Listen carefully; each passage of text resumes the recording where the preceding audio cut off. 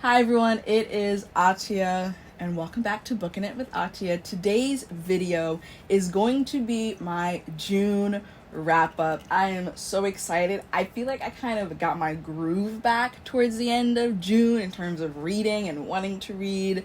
Right now it's the middle of July.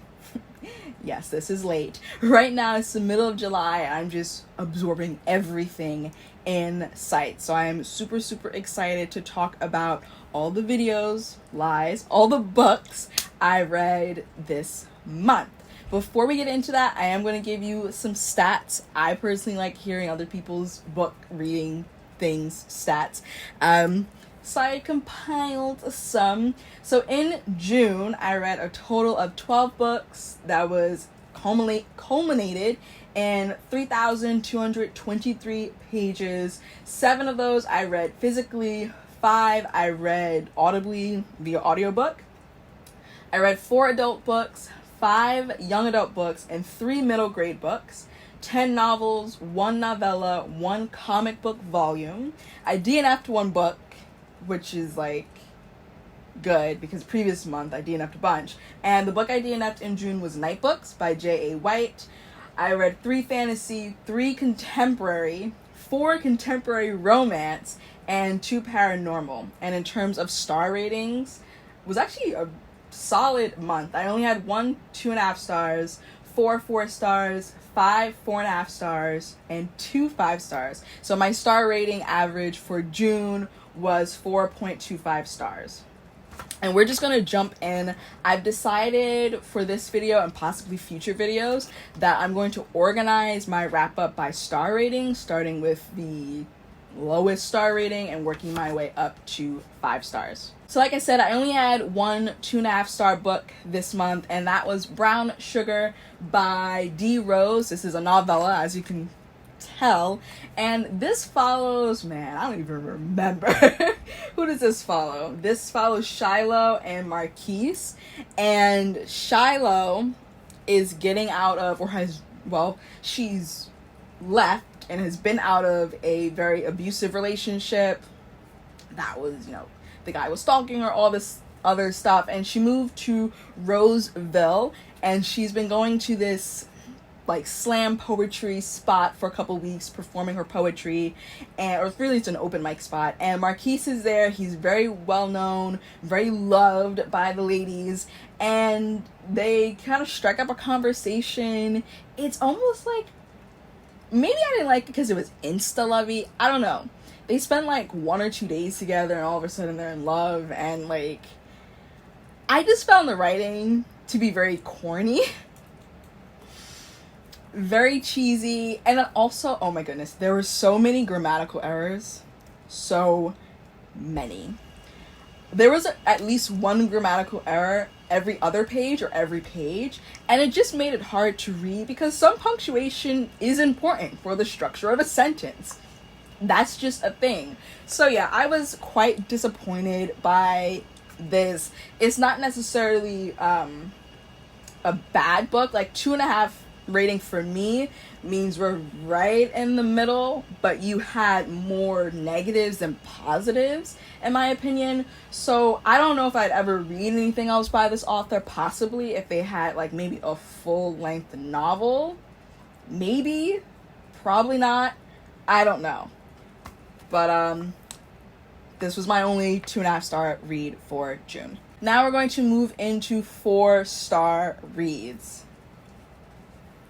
First up, we have Shuri by Nick Stone. This surrounds the younger sister of the Black Panther and King of Wakanda, T'Challa. So we're following Shuri, and something's happening in Wakanda. One of their most important resources is under threat, and Shuri's trying to figure out a way to save her kingdom while also coming up against the traditions of her gender and her role in the kingdom as princess, and she's just kind of figuring that out and butting heads with her mom. And I really enjoyed the friendship in this between her and, what is her best friend's name? Her best friend's name, Kamara. I also love, I listened to this on audiobook, but I love the fact that the text is purple. But I love the friendship between her and her best friend, Kamara. I really love the friendship between her and Kamara, and also just the way they appreciate the women in the book. The Dora Milaje, Queen Ramonda, and then also a secret special someone that I thoroughly enjoyed having in this novel, but I won't spoil that for you. Forgot to mention, but Shuri is actually a middle grade book. And next up we have another middle grade, which is Ghost Squad by Claribel A. Ortega. This follows Lucely Luna, and she can see ghosts, well, the ghosts of her ancestors, but I also think she can see other ghosts. And her father runs this ghost tour in St. Augustine, Florida. Yep. And his business is not doing well. They are about to lose their home. A lot's happening. But also, Lucely's fireflies, also known as her family, they are in danger. Something's happening to them where they're losing their energy and possibly disappearing forever. And so Lucely, along with her best friend Sid, they try to save Lucely's family, her father's business, and the town of St. Augustine. Next up, we have The Black Flamingo by Dean Atta. This is been a buzz on the book community, booktube, book Instagram. Like, everyone's talking about this book. I think it came out in either May or June. I'm not sure. But yeah, this follows Michael, who's coming to terms with his sexuality. It tracks him from a little kid all the way into college, where he discovers his love of drag. And it's him dealing with his sexuality, his identity. And I gave this 4 stars. I have a feeling, it's also told in verse, I have a feeling this would have been 4.5 stars for me if his childhood had been flashbacks. I just have, like, not an issue, but that was the one thing about this book that wasn't great for me. I think, for me at least, we spend so much time with him as a child, but if you read the synopsis, it really makes you think that you're spending the majority of the time with him in high school and then going to college. But that's not really the case. You spend quite a bit of time with him as a child, which is great. I just wish it wasn't pitched as, like, set in high school or set in college, because for a lot of the book, it's not. Next up, we have the only comic book volume that I read this month, which is Moonstruck Volume 2. I'm really enjoying the Moonstruck series. I mean, this is only the 2nd volume. The 3rd one comes out later this year, I think, or early next year. Can't remember. And it just follows, you know, our paranormal people. They're living in a world where humans know they exist. So we have Julie and her girlfriend. Why is the girlfriend's name not on the back? Okay, that's lovely. Wow, they really, like, don't say her name. That's annoying, but they're both werewolves. And then they have their best friend, who is a non-binary centaur. And in this story, they kind of have to save their friends from these fairies. And it's just interesting. What I'm noticing, there's like a slight through line through the novels, but through the volumes, but for the most part, volume 1 had its own set story, and volume 2 has its own set story, and there's some connect between the two that's hinted at, but you don't really delve into that. And I'm hoping in volume 3 that we get some more of that overarching storyline that's going to take us through a few volumes, just so we have some continuity. But I'm enjoying the characters. I'm enjoying just the way the town is set up. I'm also enjoying, like, look at that. The art style is just incredible. Oh man, I really, really, really love the art. Alright, next up, we're going to dive into the 4.5 reads. And we're going to start with Beach Read by Emily Henry. So much about this book I love, but the one thing that really drew me in was the fact that we follow a couple of writers. I mean, what? I love books. about characters who also love books. There's just something about that. So we follow January Andrews. She is a best-selling romance author. And then we have, what's his name? Augustus Everett. He writes dark, gritty literary fiction, and they are both staying in this beach town, and the next door neighbors, and they're both having writer's block. So they challenge each other to write the other one's genre of choice. So Augustus has to write a rom-com, and January has to write a gritty literary novel, and it's them kind of taking each other on their own writing process, if that makes sense. So January takes Augustus on different like romantic trips, and Augustus takes January on his different interviews and things that lead to his novel, and it's them falling in love. And I absolutely loved this so much. It was so hard to put down. And yeah, I will definitely be picking up more Emily Henry books in the future because this was my first one. Not a bad way to start. Next up, we have Zenny by Rebecca Weatherspoon. Not Witherspoon, Weatherspoon. And this, I love this cover. Can we just please appreciate this? So we have Zenny. Her favorite aunt has passed away, and this Aunt Sable, left her money, these houses, all these things. But the only catch is that Zenny has to get married to Mason, who's actually a friend of her Aunt Sable. Mason and Zenny are the same age, though. It's not one of those books. And they have to be married for 30 days and in order for Zenny to get her inheritance, but also for Mason to get some money because he's having some financial issues. So they're like, okay, bet, we can do this, 30 days, no problem. But they actually become friends and they fall in love. And it's great. And it's lovely. And this was so hard to put down. I loved their banter so much. It was so funny. I mean, I tabbed the heck out of this. I see so many oranges, and for orange that means like I cackled. I laughed out loud so many different times whilst reading this book.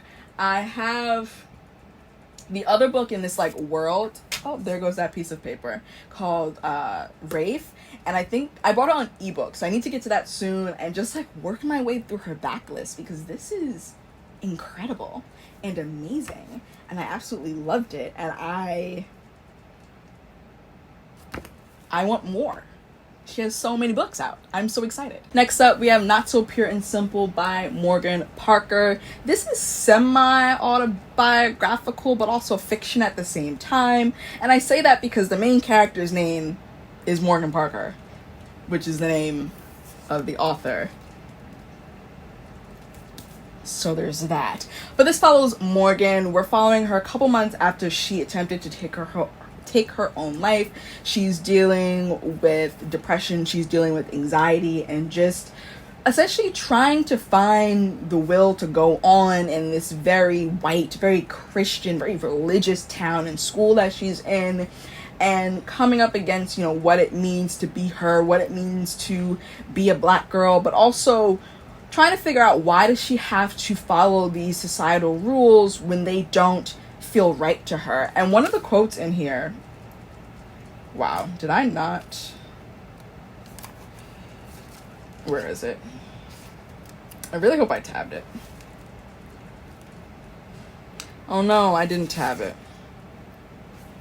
But it was one quote where it was like, do not follow rules you don't understand. And I loved that so much because so many times we tell kids like follow the rules, follow the rules, follow the rules, and we get upset when they, either at that age or when they become young adults, when they start questioning those rules because they want to understand them. So I love the whole theme of don't follow rules you don't understand.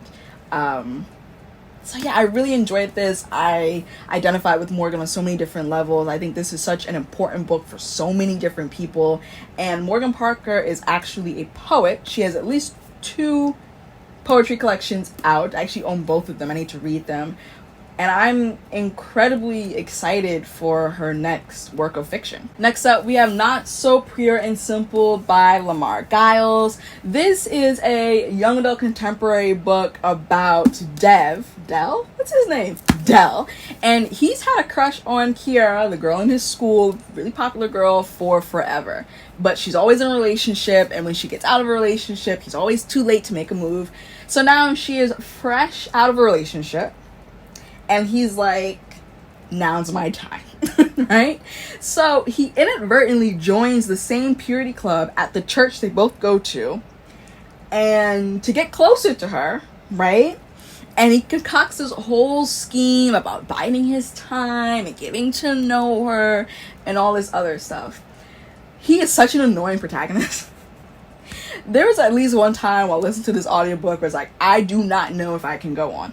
But it was watching, I forget which of her videos, but Ash from Bookish Realm, she was talking about, you know, her dislike for the main character and how it's kind of done on purpose. And so that's what made me continue on with the book, because he was so frustrating. But this is such an interesting, important, and sneaky critique and commentary on toxic masculinity, on misogyny and misogynoir, on what we teach boys in terms of how to be a man or be a boy, their relationship with young girls or young women in their lives. And Dell goes on such a journey, not even with Kira, but just such a journey and such a self-discovery that it makes it worth it. He is so annoying. And I initially rated this 4 stars, and then I thought about it a little bit more. And I wrote an Instagram post and I gave it a review, and I just thought about it and what it was doing and how it was doing it and how it was being delivered to its target audience. And I realized that this is a 4.5 star book for me because of what it does. And I'm not the target audience. I'm not. I was annoyed by Dell because I know people like Dell. You know, I think we all do. But I realized I'm not the target audience. And so for the target audience, young men, this is brilliant because it's sneaky in the way that the author does it. I might just reread this physically so I could tab it up, because there are so many points that are made here. And what I really enjoyed about this is that Dell's discovery or Dell's journey isn't complete by the end of the novel. It can't be. You know, this is an ever-evolving thing. And what I like is that it didn't necessarily take, you know, one time. He's told by several people. He's called out and called in by several people. And that's how it works. It's not you get called out one time and then you change. That's not realistic. And that's not what happens. And I really appreciate this book for what it is and what it does and what it brings to the table and the discussion. I'm also like sweating, and I'm pretty sure it's picking up on camera. Also, if you hear my fan in the background, I don't apologize because it's super hot in here. Okay, this is the last 4.5 book, and this is Meet Cute Club by Jack Harbin. I realized with Romance Book Club that I really appreciate when a story features a man or men who love romance books, no matter their sexuality. I just really appreciate that. Can we call it a trope? I don't know, but it seems to be really popular now. But this follows Jordan, and he is this black dude who loves romance books, and he's just trying to make sure that his romance book club survives. Like, that's his main goal in life. And then we have Rex, who's a new employee at his bookstore, who teases Jordan upon first meeting him that he likes romance. And Jordan is not with it. He's not like, he. He's like, oh no, I don't like you. Then Rex, being intrigued by Jordan's snark, shows up at the book club and is like, hey, I want to join. And Jordan's like, but his book club is low-key falling apart, so he's not really in the mood to deny new members. So Rex joins the book club, and together they try and save it. And it's also their love story, and I loved it. And what I really appreciated about this, again, sweating, is it's such a commentary on how childhood impacts adults, but specifically young men who become men. And Rex has to do a lot of unlearning of the lessons he was taught about himself by his father and by just his overall dysfunctional family. Now moving into 5-star books. First up, we have Dead Voices by Catherine Arden. This is a middle grade novel. This is the second book in the, I believe, what is this series called? Alright. Editing Ahtiya will put the title of this series because I don't think it's called the Small Spaces series. It has a different name. This is the second one. There's going to be 4. There's one for each season. And this follows our 3 best friends, Ollie, Brian, and Coco. So they've just escaped the small man, which was our villain in the first book, which was Small Spaces. And now they're going on this really nice winter vacation to this lodge. And it's haunted. And what I really enjoyed about this one is that in Small Spaces, you kind of get the perspective from all 3 characters, but it mostly focuses on Ollie. In this one, you still get all of their perspectives, but this one mostly focuses on Coco and Coco's journey and Coco's experiences, and I really enjoyed that. I love the friendship in this book. I love the writing. Oh my goodness, it's so atmospheric. This is a book where I listened to it via audiobook, and I was scared. Like, I thought sometimes I'd be seeing stuff, there'd be shadows. Even when I was listening to it, and I got to the point where I could only listen to it in the daytime. Even when I was listening to it in the daytime, I was still freaked out. It was just so spooky. I highly, highly recommend the audiobook for this one. And I'm actually interested in rereading Small Spaces and this one physically to see if I still get that same atmospheric spooky vibe. But I also really, really enjoy the writing. So much to the point where I am contemplating buying another novel of hers that isn't middle grade. I think she either has an adult book. I think she has an adult series. So I'm contemplating whether or not I want to read that, simply off the fact that this was incredible, and it is one of my favorite middle grade series. Next up, last book on this list, and also the most surprising 5-star ever. It happened. I read it. It was glorious. I loved it. I don't know what else to say. I wasn't expecting to love this. I'm always hesitant about hyped up books. That's just what it is. And this has been hyped up for years. So many years. I've had this book for so long because of BookTube hype, honestly. And when I think what really made me buy it initially was someone was like, oh yeah, it's a light Beauty and the Beast retelling. And I would just forget that. So I started this book, and then partway through I was like, oh my god, this is a retelling of Beauty and the Beast, and I love it. And even if it weren't a retelling of Beauty and the Beast, I still would have loved it. But it being a retelling of my favorite Disney story, featuring my favorite Disney princess, well, one of them, really helped it. So you have Feyre, and she lives in a world where Fae and human know about each other's existence, but they don't coalesce, you know? So there's a wall. Humans live on one side, Fae live on the other side. Fae can come over the wall and go back. Humans can also go over the wall, but it's murky whether or not she'll come back. So Feyre goes out hunting. She inadvertently kills a wolf that actually turns out to be a Fae. Tamlin, who's this high Lord Fae person, comes to her house, breaks on her door, and it's like, hey, you killed one of my people, so you're coming with me. And she's like, alright, cool, just don't hurt my family. And she lives there. And he's like, I'm gonna let you stay here because if you go out in the world, in this land, you're not going to make it very long. And she's like, that's a fair point. So she stays, and it's just them becoming friends and them falling in love. But it's not just a romance. There's some like magical blight that's happening that's targeting Tamlin, that's targeting his people, that's targeting all the people of the land. And so I don't want to give away too much, but there's more than a romance in this book. And I'm actually very interested to see what the problem or what the obstacle is in the second book, because this one wrapped up very nicely. Like, very nicely. So I need to actually move on to the second book. But I was not expecting to like this as much as I did. But yeah, these are all of my, oh my goodness, books. Well, all of my books.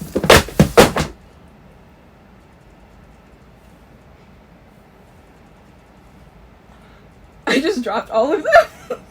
Except for these. Alright, so we're just gonna take the thumbnail with these. But yeah, those are the books I read in June.